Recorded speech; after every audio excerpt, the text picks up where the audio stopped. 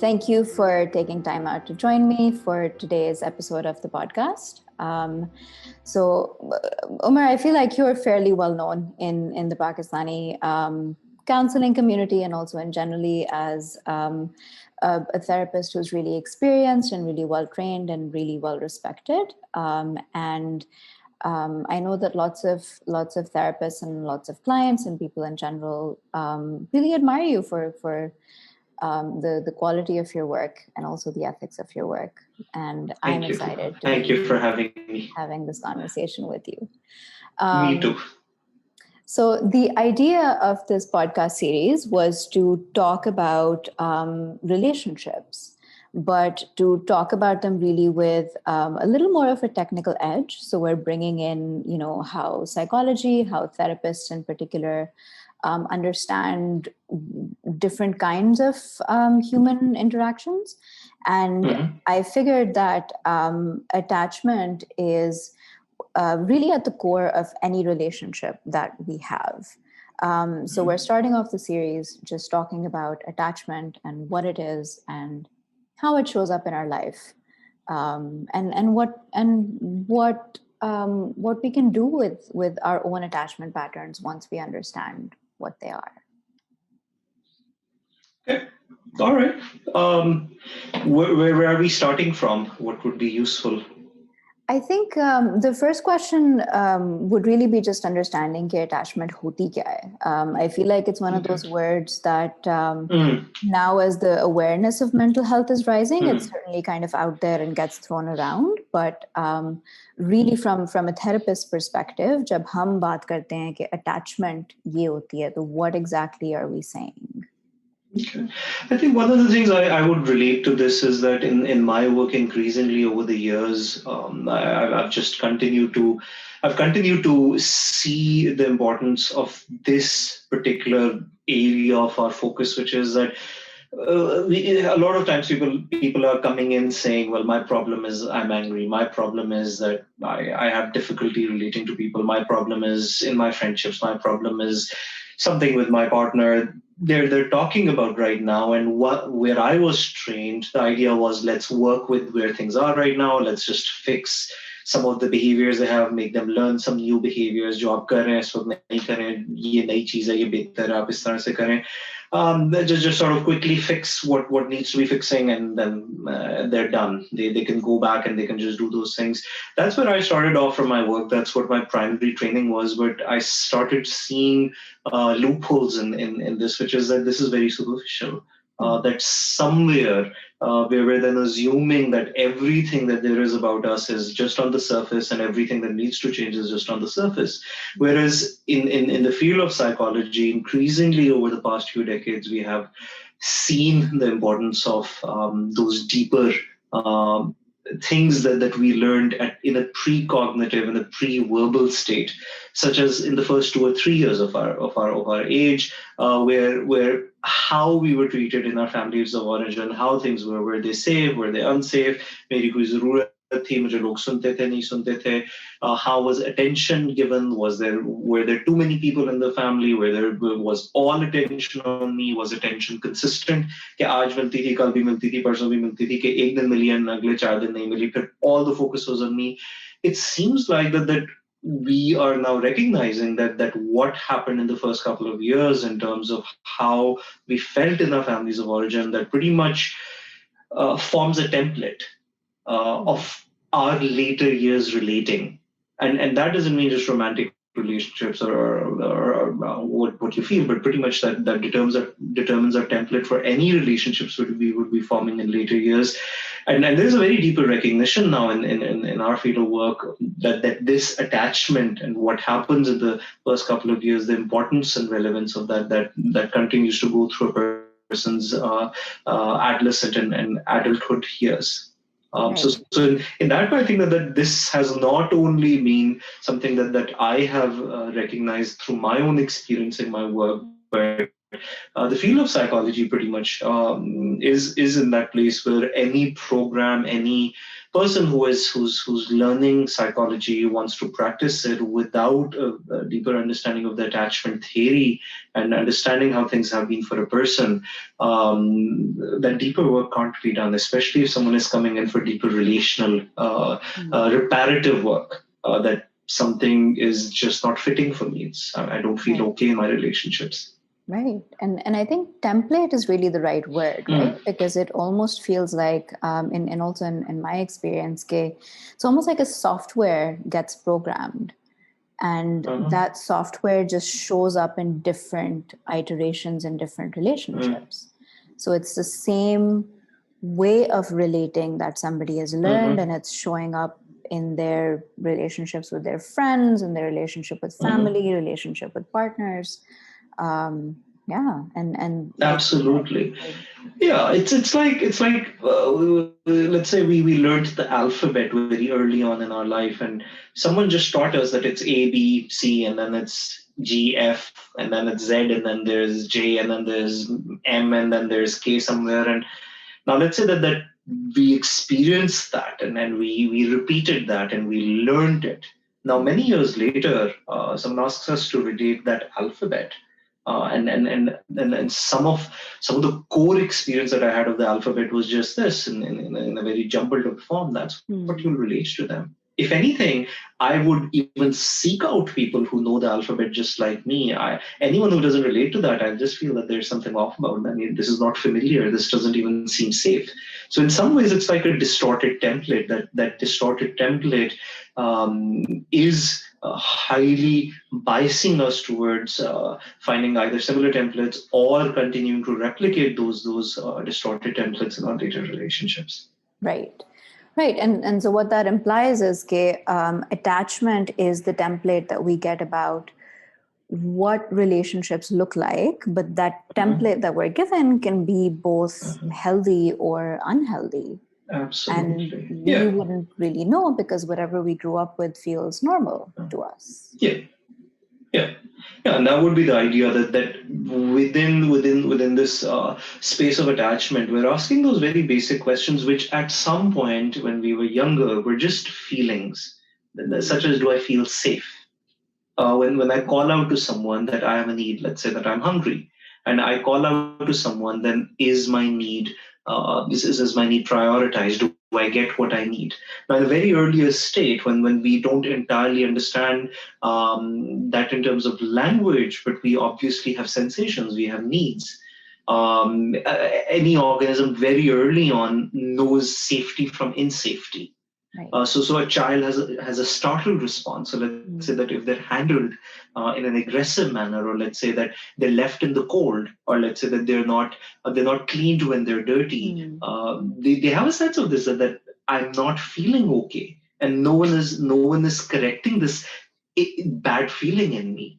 So even when I don't have a word for it, even if I don't entirely understand what does it mean, I have feelings and sensations about this, and that is what is forming some of my beliefs about the environment around me. One, am I, a very basic question, am I worthy? कि मुझे जब भूख लगती है, I'm not clean, or if I need something, if I want someone to come and play with me, will they attend to me? If they consistently attend to me, I feel good about myself, and I think that, okay, well, what I need, other people take me seriously. And then things something similar to that, which is that when I look towards people, do I feel safe? Do they give me what I need? Is my environment providing for some of that nurturing, safety? Some of those particular things very early on are becoming my own worldview. Where without language, without cognition, without any thinking, I'm just forming that belief about the world, that how do I feel about myself? How do I feel about these relationships? And is this safe for me? Right. So those basic questions are then formulating that template of what I will take forwards. The moment it goes from the family, let's say the moment a child is 3 or 4, if they're going to school, then they may be playing in the neighborhood. Later on, they'll form more complex social interactions with friends, with the wider community. We are pretty much taking the same template. So assuming that, let's say if a child has that template, which is no one will ever give me what I need. When I cry, when I'm cold, when I'm hungry, no one gives me what I need. That child may just launch into the world without asking for things because they feel that I'm not worthy. मुझे जब किसी चीज की जरूरत है, asking for it doesn't have that need met. What I need to do is I need to trust myself. I need to get it myself. So I will not even ask someone for it. And if someone offers something to me, I will not accept it for them. If someone gives me something, I will push them away. I'll sort of continue to push intimate relationships. I'll continue to push away someone who wants to get close to me because in some ways that's very unfamiliar for me. I don't like it. Right, and whatever is whatever is unfamiliar feels unsafe to us. Right, it always really strikes me how it seems very much that as human beings we prefer familiarity, even if what is familiar is uncomfortable, or even if what is familiar is unsafe, because it's almost like your brain says, okay, well, this is unpleasant, but I know what to do with it. I don't know what to do with unfamiliar safety. And from what you're describing, it seems like this pattern could almost maybe attract relationships into our lives that are not the healthiest for us. Yeah, in that way, I think our brains are, when it comes to attachment-based things, it's probably one of the fewer things that our brain responds to experiences all the time. What the brain experiences, the brain interprets that information, and the brain continues to form rules around that. Right now, as a result of the conversation you and I are having, this is your experience, this is my experience. By the end of this interaction, we would have formed some opinion about this, which is that, Tuba is a great conversationalist. So next time, if I want to again have a chat with you, this interview and what I assumed from that might already formulate, and it may give me some reassurance if I need to interact with you further on. However, if this experience is something that is unworthy, it makes me feel unworthy, or this is an experience that makes me feel uncomfortable with myself, then that safety instinct will kick in, which is that I will be formulating some survival-based decisions. The part of the brain that deals with our survival, which is very instinctual. It's organism. It has to do with us as organisms. It's the same part of the brain, the limbic system that draws from our reptilian history. This is the same system that is collecting information from our environment, and it's forming a very simple binary, which is it safe or is it unsafe? When is this something that I can do, or is this something that I should avoid? Now, in that way, if I am having those attachment-based experiences where that survival instinct is suggesting to me that avoid this, what you're experiencing is bad. Now, I have already then included that in my template of rules that ye cheez achhi hoti, ye cheez buri hoti, this I should do, this I should avoid. Now, later on, when I am going to be going towards interactions that are familiar to me, I would already sort of at least have a sense, which is that, this is what I know what to do about, which is that, this person neglects me. So this is very simple, that when someone neglects you, you want to just sort of take it up on yourself, which is that I'm independent, I don't need anyone, I'm too good for other people, or other people are not to be trusted, so I should just do this myself, which is why care about what another person feels about me. I am the only person who needs to care about me. I should just go alone in this. Why take other people along? Right. So I would in some ways be more comfortable with in some ways those people who are more neglectful of me, because it allows me what we call a reenactment. That what happened in our early life, we are in some ways just reenacting something that's very familiar. We know how to cope with that. Whereas if someone is coming onto us in a way that is quite unfamiliar for us, then that experience is something that might in some ways be very threatening. We don't know how to survive it. We don't know how to be close. We don't know how to be intimate. If anything, we actually know the opposite. So in some ways, it's very common for some people to serially end up in dysfunctional relationships, and especially when they're in therapy and they're looking back at some of those relationships, they ask the question, which is like, how does it happen? How do we continue to fall into, how do we continue to find those people who are neglectful of us or who are abusive of us, or who treat us in a manner which is very disrespectful, and we know it. We know this is disrespectful, but why do I continue to land in relationships with similar men and women? And it's a pretty simple answer that it's very familiar for them. Right. That experience, now that could be a hen and the egg story, which is that do they seek out such people especially, or do such people sort of in some ways they're in the environment, and I'm just more comfortable with someone who is more dysfunctional, and someone who's more functional, or someone who's healthier, someone who has those boundaries that are probably where I can have a healthier relationship. Those seem threatening to me, and my fear kicks in around those relationships, because I don't know how to navigate that space. If anything, I know how to navigate the toxic space. I know how to navigate the dysfunctional space. Yeah. And I always find it very interesting, and I'm curious what it's like for you as a therapist sitting with this moment of sitting with a client, kind of really towing that line between there's something in your behavior, there's something in the pattern that you're repeating that's almost enabling these unhealthy relationships, which is not the same thing as saying, okay, you are at fault here. Or not that we are victim blaming. And it becomes like a very kind of chicken and egg situation between the part of this that is a personal responsibility, or it can be kind of unpacked through self-reflection. And also recognizing that nobody deserves to be treated badly. It's almost just, I think emotionally as a therapist, it's a very vulnerable feeling sitting with that in someone. Yeah, and sometimes, again, I've been surprised that that when we're talking about attachment, like I said, this is something very pre-verbal. This is very precognitive. These formulations, this template was determined at a time where our worldview was very simple. And we were formulating something very fundamental that we will be carrying on for the rest of our lives.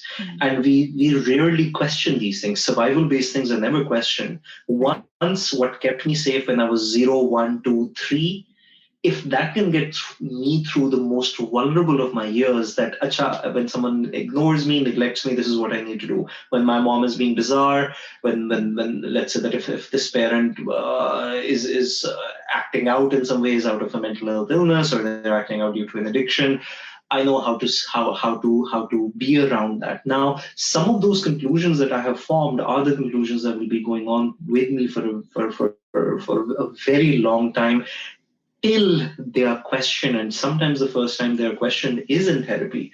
So I have worked with a lot of people who, it is not about their level of education. It's not even about their level of self-awareness. It's not even about how good they are in their work. They're sophisticated. They have everything that is going for them. But when it comes to relationships, they continue to fall under this. They continue to behave in manners that surprises them. And it's only in therapy for the first time that they may even start recognizing that what is happening to them is dysfunctional. Such as I have worked with plenty of people where I may be the one saying, well, that's abusive what your partner is doing. And that's a surprise, that's shocking for them, that's not a word they would use. And the reason for that is because they've adapted to that.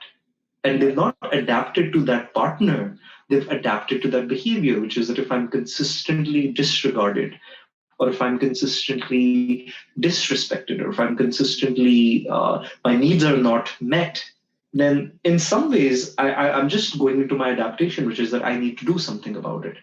Because very early on, my template was that I'm not worthy of receiving this. When I'm being neglected, either I'm doing something wrong, or I am lacking, or I need to do something better. Or especially if that message was given to me, which is that, oh, well, you will get my attention when you get good grades, or you will do this if that happens. So then I am perpetually then tied up in that cycle where I'm feeling that I need to do something to win over this abusive partner. I'm just not able to see that behavior is abusive, and that's as simple as that that may completely skip a person's. They can say it, they can understand it, but they may not recognize that happening interpersonally, relationally in their lives. A Right. lot of times I've heard from people, they're saying that they've been advocates for. They've been advocates for other people. They've saved other people's marriages and lives, and saying, "Well, what are you doing here? You're with an abusive partner. Just sort of, you need to do something about it." But they themselves have been in an abusive relationship for years or decades, and they may not fully comprehend that about their own self. Yeah, it doesn't really click. And I think maybe that's Yeah. why sometimes it clicks in therapy, because another person looking at it, I think Mm-hmm. you're just not able to escape it anymore. Yeah. It also makes me think of another interesting question, which is, you were talking about how we have a limbic system where, especially when we're young, the very binary sort of safety unsafety, right? And well into adulthood, I think that survival part of our brain doesn't really, waste the extra sort of milliseconds going through the rational brain. It's just like, okay, I need to keep you alive. So you mentioned as infants, we do have a sense of this feels safe, this feels unsafe. It feels good to me if I'm, fed when I'm hungry. It doesn't feel good to me if I've like soiled myself and nobody's taking care of me. So clearly that sense of this is safe, this is unsafe is baked into our body. In a way, it's hardwired into the system. And yet we also have this counterpart where familiar dysfunctionality starts to feel safe, or starts to feel like, this is good. So how do people navigate that? How do, as human beings, how do we navigate having that internal sensor that I think like it keeps sending us distress signals? Okay, oh, this doesn't feel right. But also this part of the brain that's so used to just adapting that it almost keeps fighting back, right? Can I? You're not. It's everything's fine. You're probably overreacting. Yeah, itna bura to nahi hua. So yeah, how do people carry those two parts together? Well, like you said, that it could be baked into something that is dysfunctional, and you don't even recognize it. You don't see that dysfunction. You're going through life, and a lot of people go through life. If I may, dear, sort of say that a lot of what happens in our families is normalized in some ways, which is that we would just believe that, oh well, it is what it is, and people would just sort of in some ways brush it under the rug, that, oh well, my father is like this, or we didn't receive particular attention at home, or well, we were always living in joint families and there were always lots of people around, or well, this is how it is, or well, my poor mom was so whatever, she didn't have time for this, hence, well, there is a certain story that we then learn about it, and we just go through life, and we continue to settle for the shorter end of the stick. And again, a lot of times this is not something that people even have the privilege of stopping and being around someone who's saying, okay, well, what you're saying, do you want to reconsider this? Because it may not be entirely respectful of your needs. It might not come within the Bill of Rights. A lot of times people will have stories around that, which is, but this is how it is to be in a family, or how can I sort of go against what my mother said, or my dear mother sacrificed so much? So how can I now just come around and saying that, well, she never cared for me. She must have it so tough that she didn't have time for me. Right. But it's about first bringing that individual to that sense of that safe relationship. And if you're talking about therapy, then one of the things we're first establishing is that safe container that can exist for them now. That what some of the experiences that they continue to disown, such as I just compliment you and I just say that, well, Tuba, by the way, you're blah blah blah, bahut acha hai, ye hai, and you just move past that very quickly. And I just stop you there and I said that I just complimented you, and you say, oh yeah, that's nice. And I said, okay, well, would you be open to my sort of slowing this down, that you have a certain discomfort around my complimenting you, or by saying, oh, by the way, you're a very good looking girl, and you may just say that, oh, but that's inappropriate, or that stopping the person for long enough to chew on that, what they're avoiding in this moment, for them to recognize that by their experiencing this, especially in a safe relationship, let's see what comes from it. Right. You don't have to decide right now. So that sense that I've been ignoring for a very long time, that I will not even have this experience because I know it's unsafe. Because implicitly in what was baked into me, I know that I cannot allow this to myself. I was ignored in my earlier life, so I'm not going to allow anyone in now. Right. Or I was inconsistently provided attention. So the moment someone withdraws attention, I will react. I will fight them. I will say you're a bad girlfriend or a boyfriend, and you're not treating me well, and you're not speaking to me, and you didn't pick up my call. I will fight them because in this moment I cannot allow that. If I allowed it, then it would be my childhood, and those implicit things that are so uncomfortable were always uncomfortable. I would avoid that like the plague. And I would not even question, which is that, okay, well, if you didn't do it, what would happen?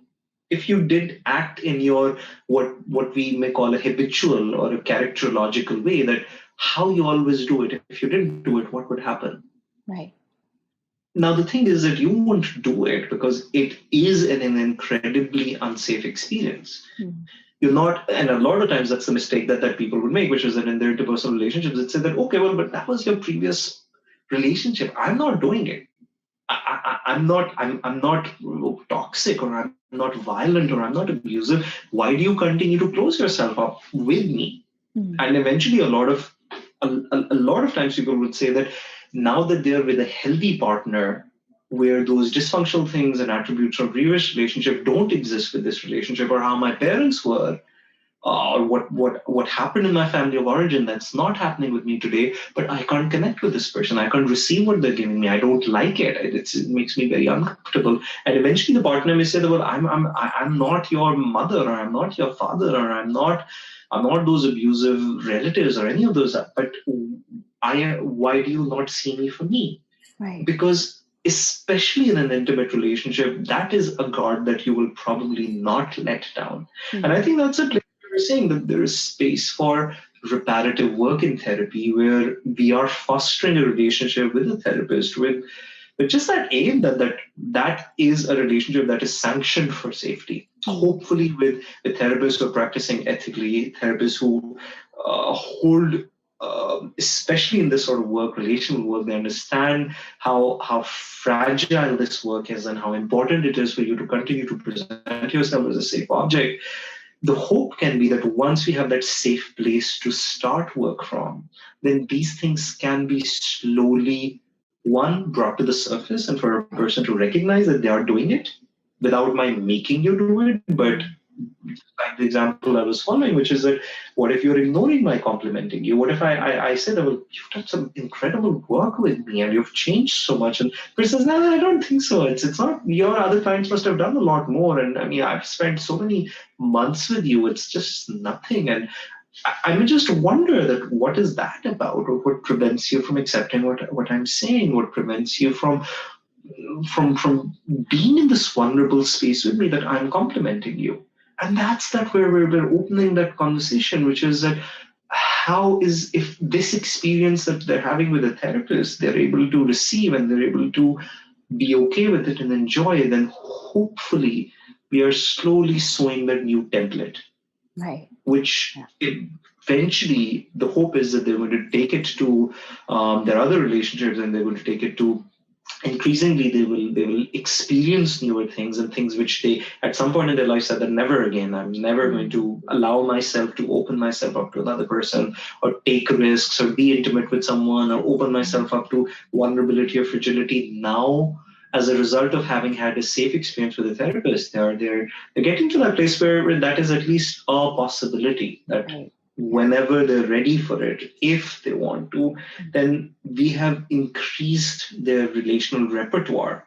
This is now at least a choice they can make today. And we have a lot of research about this, which is that our brains are neuroplastic.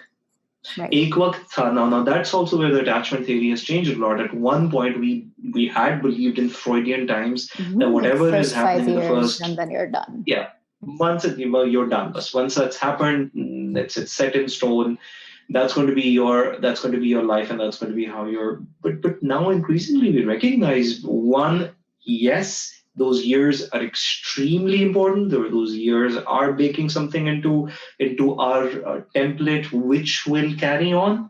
But we're increasingly recognizing, which is that our brain equally has the power to adapt, which is that the brain is pretty much changing with newer experiences. It's closed to newer experiences, which are especially threatening to our emotional safety. We're not going to allow it. When someone says the alphabet differently than how we learned it, our first instance is to say that they're wrong. And we want to go to someone who says the wrong alphabet that seems right to us. The wrong is the right, and we don't want the right. That may be the right. So we in some ways then are, once we are open to that new experience, that we say that, okay, I'll humor you. You're teaching me a new alphabet here, which is that you're telling me that if my partner is in some ways complimenting me, I can actually tell them that I feel really good about their saying this, and well, that sounds nice, and or my just instead of doing something for them, by just receiving it. What would that new experience be like for them, and just humoring them that. Can you at least visualize that? Or at some point, then when they can, and if that is something that they can consistently do, there are varying estimates that different researchers could put on it, but some people may believe that in as less as 17 to 19 days, the brain can physically rewire itself. But that is obviously in relationship to newer experiences. A lot of people are not that lucky. They will continue to go through the similar experience over and over and over again. That continues to reinforce itself, and we will never think of something different. Right. Yeah, I think as you were talking, I was thinking of how therapy for me feels like a very unique relationship where you can both be in a relationship and the full human experience of it, and you can also simultaneously kind of pull back and kind of take it apart, right? So in your relationship with your therapist, you're experiencing those very same things. You're receiving a sense of this unconditional, like healthy, positive regard from somebody. You're experiencing safety and validation. And at the same time, you're able to pull back and almost create like this little stretch between an event and your reaction. So like you said, instead of a microsecond between receiving a compliment and avoiding it, you kind of stretch it out and say, okay, what are the rules that are happening there? And let's maybe start like even just understanding where they came from and starting to play around with them. But then also, as you mentioned, therapy itself can also be a very privileged form of self-care. So, and one of the ways in which, or one of the possibilities that I think exist for just rewiring how we think of safety in relationships is actually building a connection with our body. Because like you said, the body has that hardwired sense of this feels good, this doesn't feel good. And maybe if we had opportunities for people or created opportunities for ourselves to actually listen to our distress signals or comfort signals for the body, we could start paying attention to what are the relationships in my life that feel good to me. Yeah. Absolutely. Yeah, and increasingly we know that trauma is something that resides in the body. And especially if we're talking about some of those pre-verbal, a lot of those explicit memories might not stay with us. There may be that infantile amnesia that we may forget a lot of things that have happened in the first 3 or 6 years of our life. However, although we don't have those explicit memories of something, but a lot of those memory states have stayed with us. That whenever a familiar feeling is then coming up to us, let's say that whenever I see an angry face, right, I just start clenching myself up.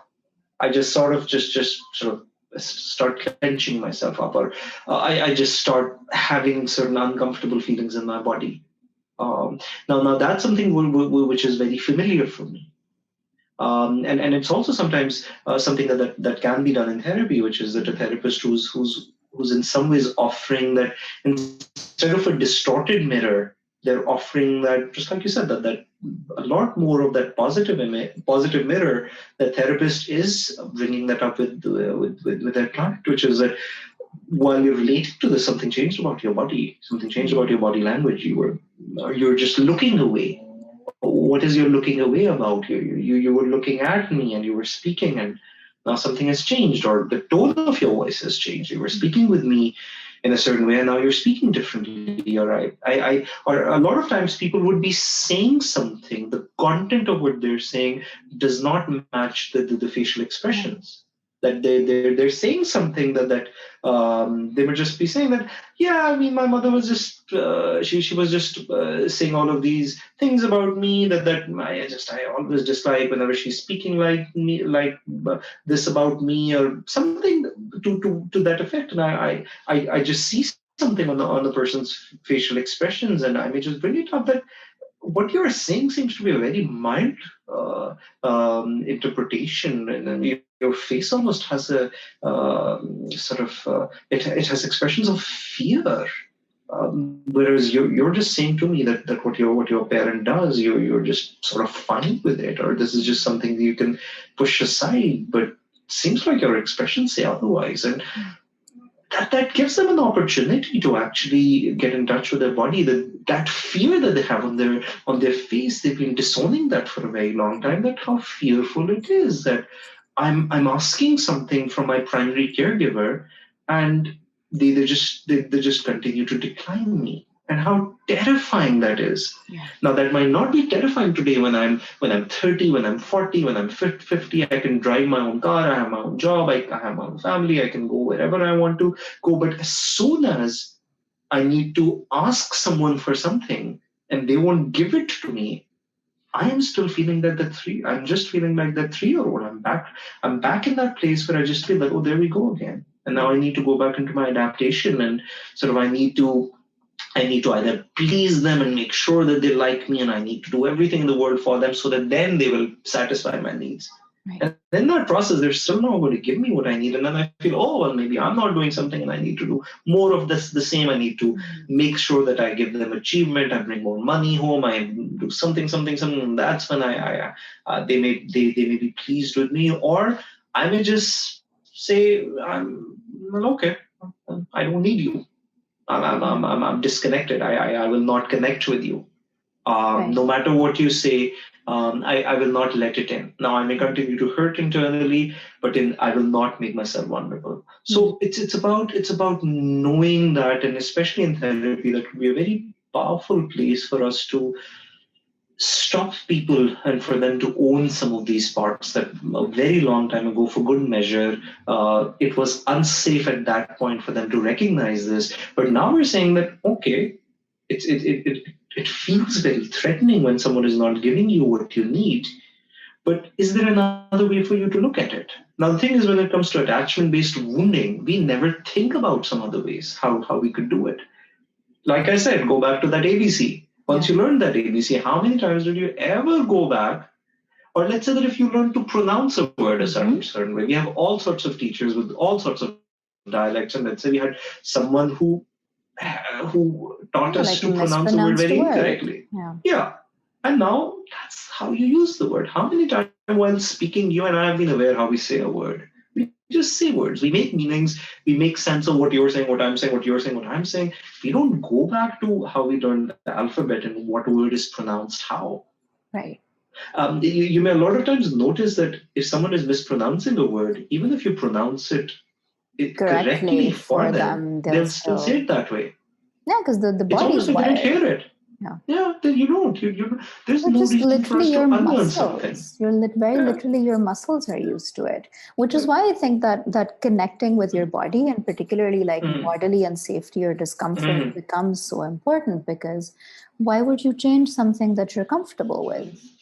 We don't change because something is inherently healthy or unhealthy. We change when we're uncomfortable. So almost like connecting with those uncomfortable feelings or the discomfort in your own body and the fear or hurt in your emotions, unless we connect with that, unless we really feel the pain that a dysfunctional attachment caused us, it might be really, really difficult to actually feel motivated to change that. Yeah, yeah. And I do want to sort of just put it in there.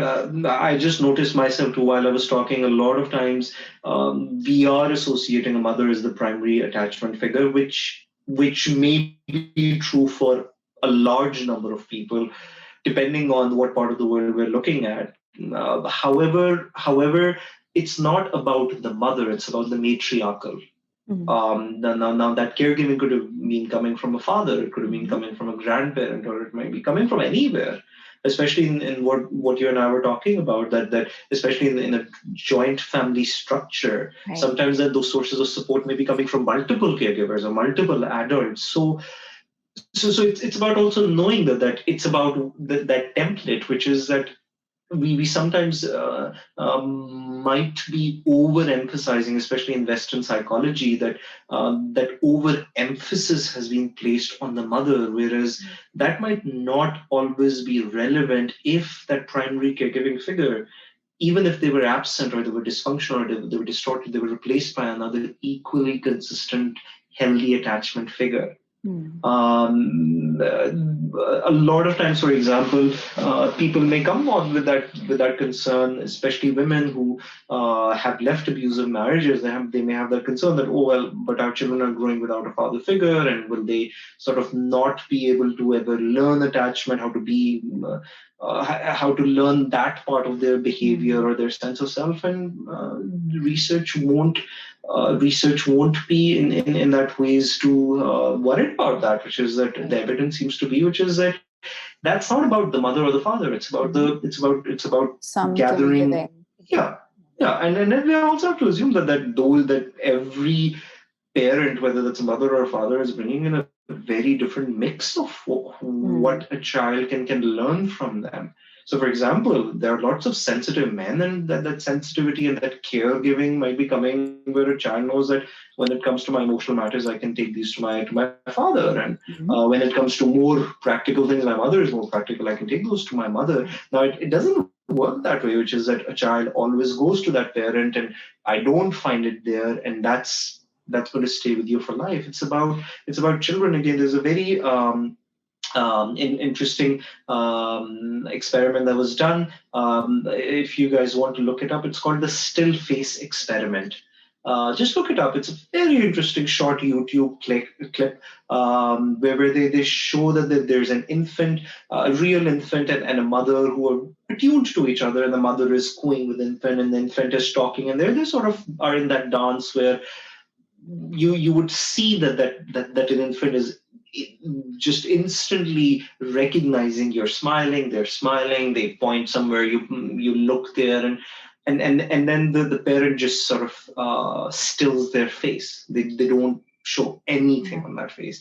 And initially the child for a few moments is just sort of not sure what just changed, and then they sort of start pointing, they start almost start crying to them for attention. Yeah, where are you? What just happened? Speak with me, attune yourself to me. And then the child screeches, loses all balance, starts crying, and is distressed. So now the thing is that what we know about attachment is that at that moment, if something reparative can be done, that parent with the still face just sort of comes back.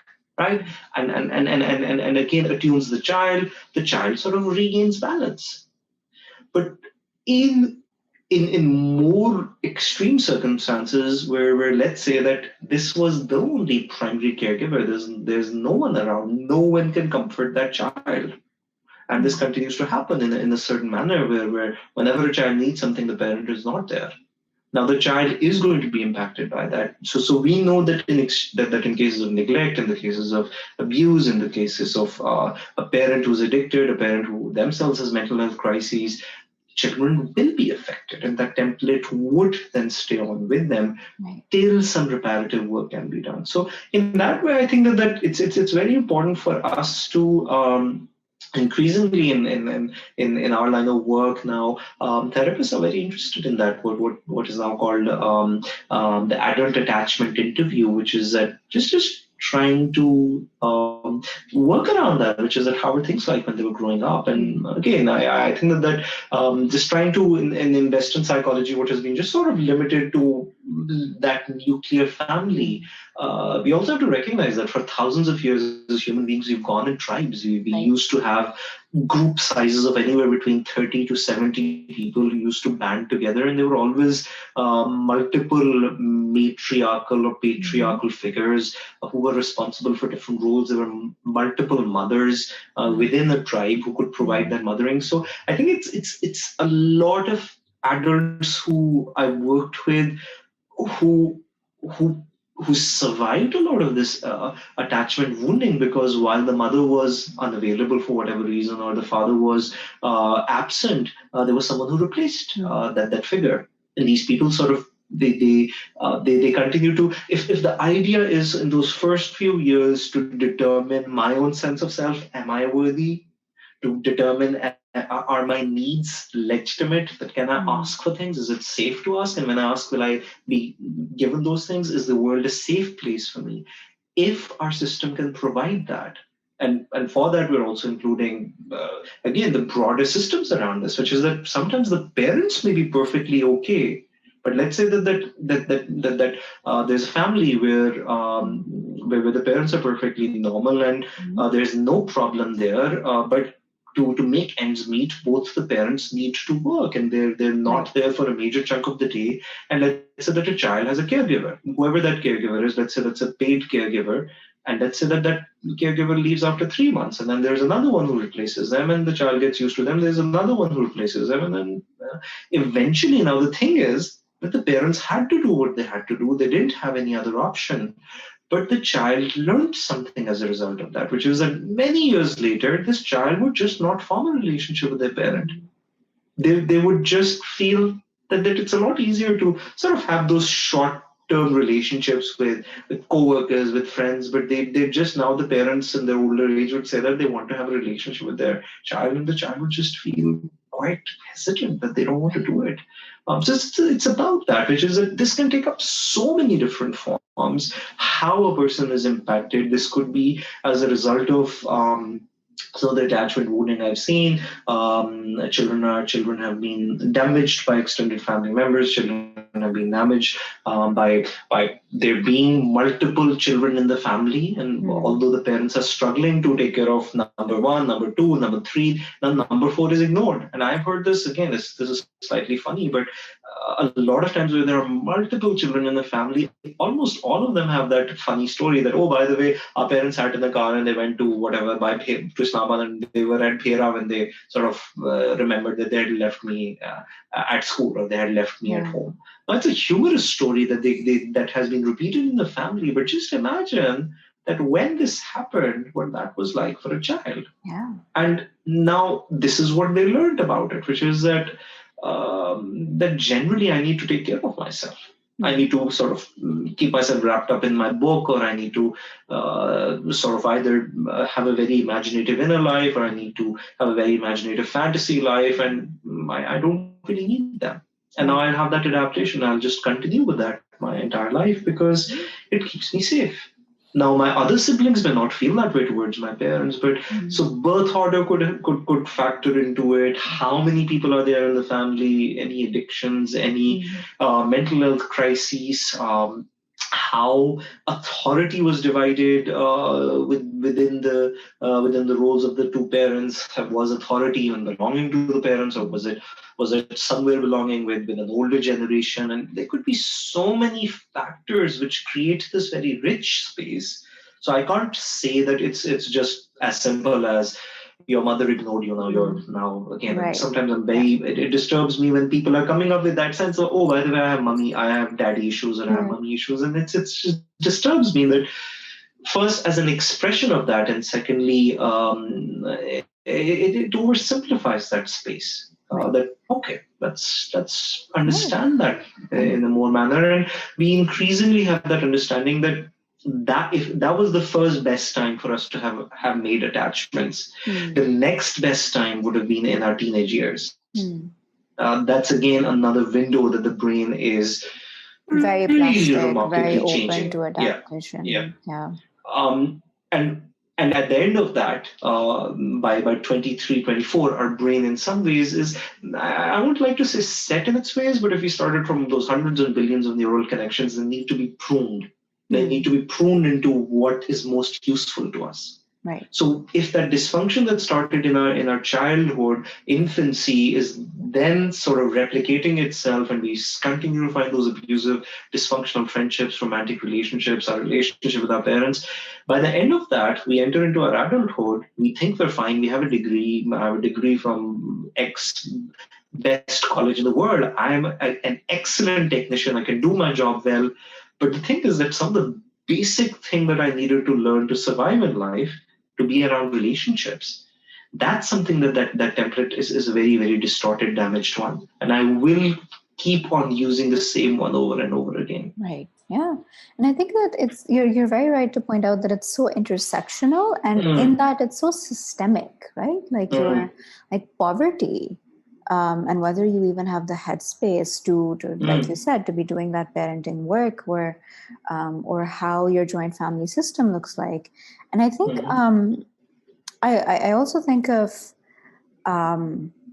how culture influences parenting, right? So I still sit very uncomfortably with how we tend to talk about being hit as children. बचपन में तो मार पड़ती है. And even I sometimes will kind of find myself falling into, ठीक है, बचपन में मार पड़ती है, and then pulling back and being like, no, but that still hurts.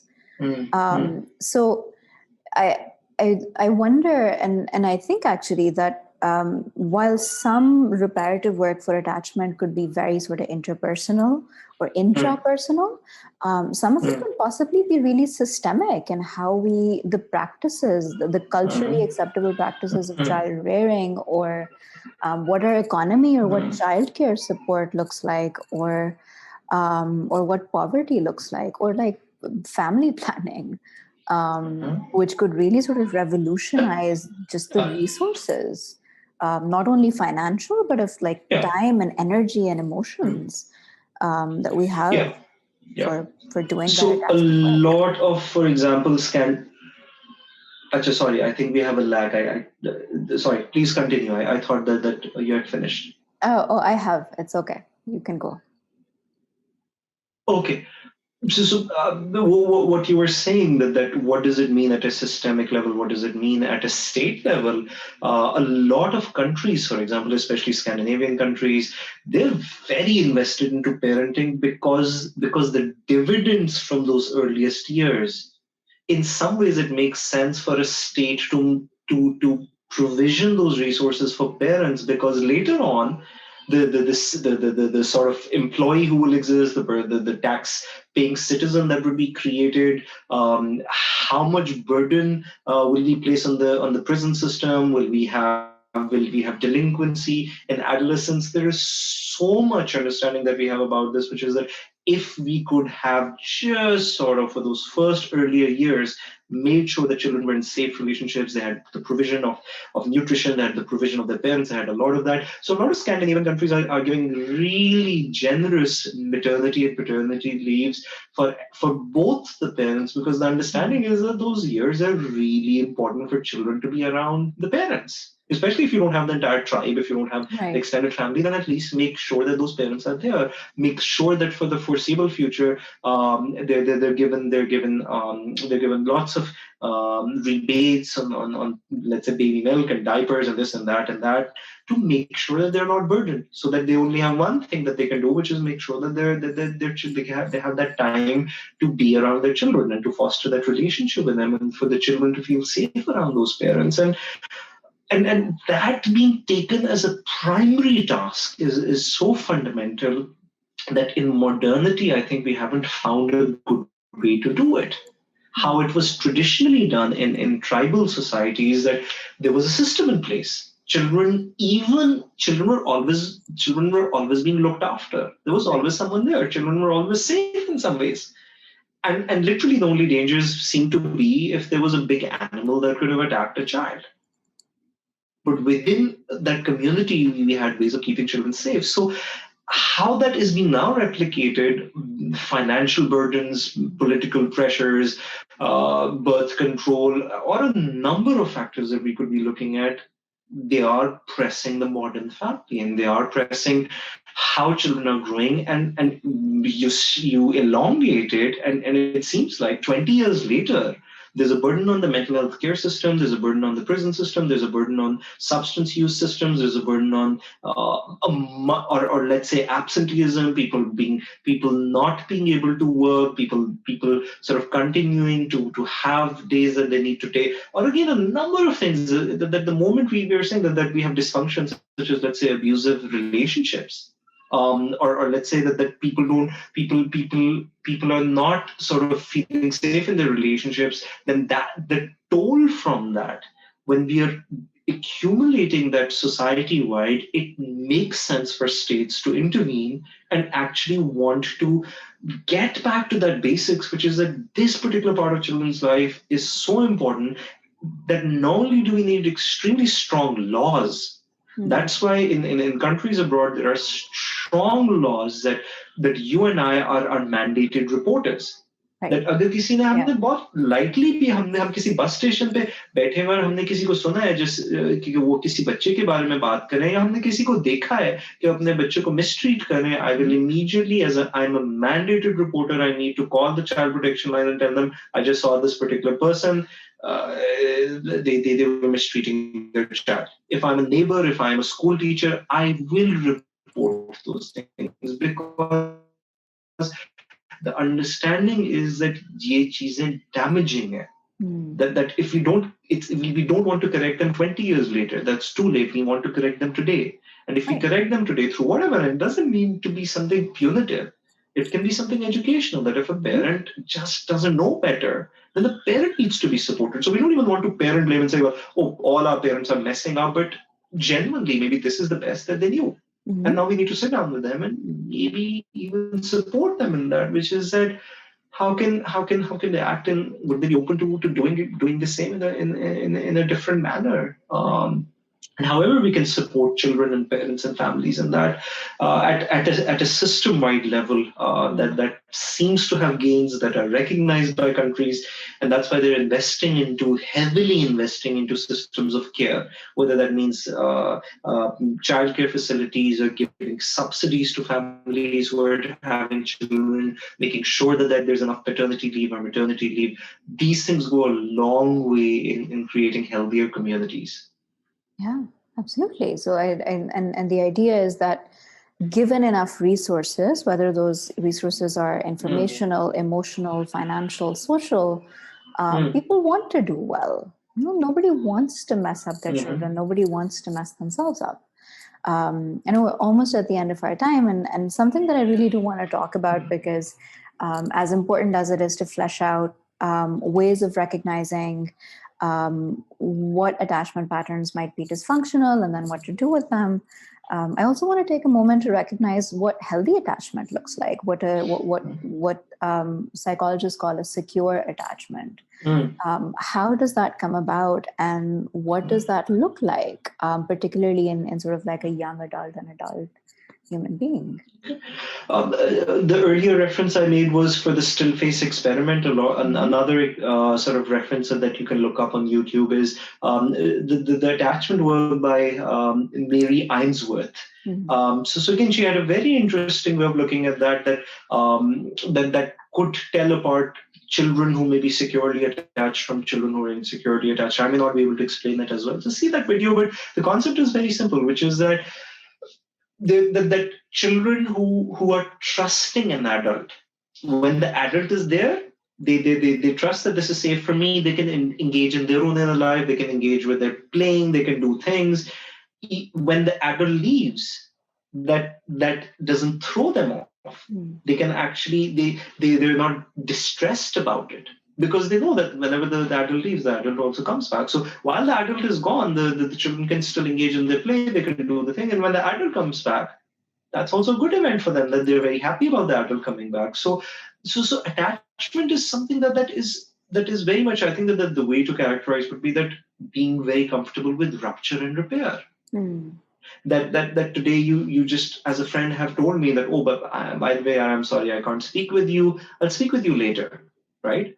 Now, that's an unremarkable thing for me because I trust that you and I will be speaking again. Right. Now, if I'm securely attached, I'm fine with it. Or if my partner says that, yeah, I just don't feel like talking to you today. I'm just too tired. I just want to go to sleep.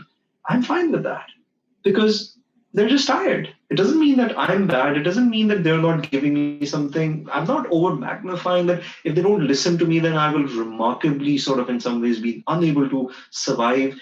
But in a secure attachment, I'm able to go with the ebb and flow of connection and disconnection.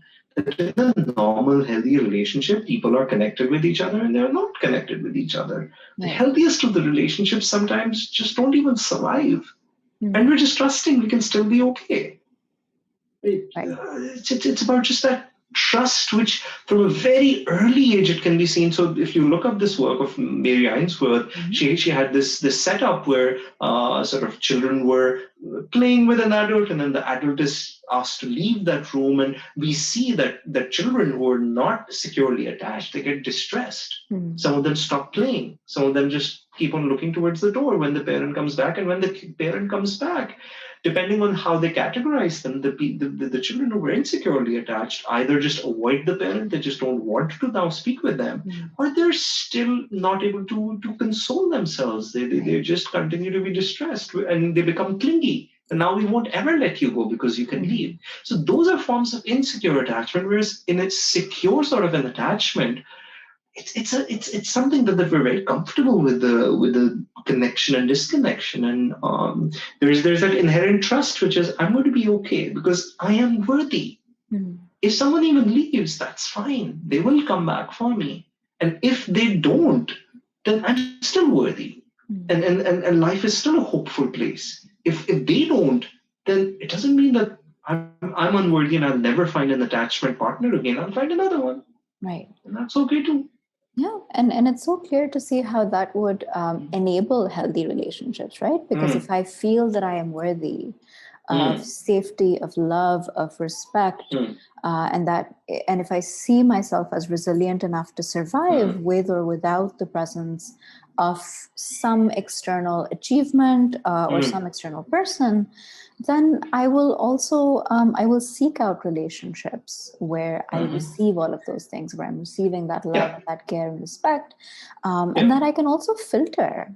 I can identify and I can filter when a relationship doesn't feel good, and I can distance myself from that. And again, instead of freezing and going into that adaptation that I learned a very long time ago, I can be more proactive. I can make choices. I have a range of choices that are available. Yeah, and it gives you agency, and I think it gives you agency to respond to what is actually happening in the present rather than reacting from just a place of being stuck in the past. Well, Omar, thank you so much for your time. Yes. I really enjoyed just talking with you.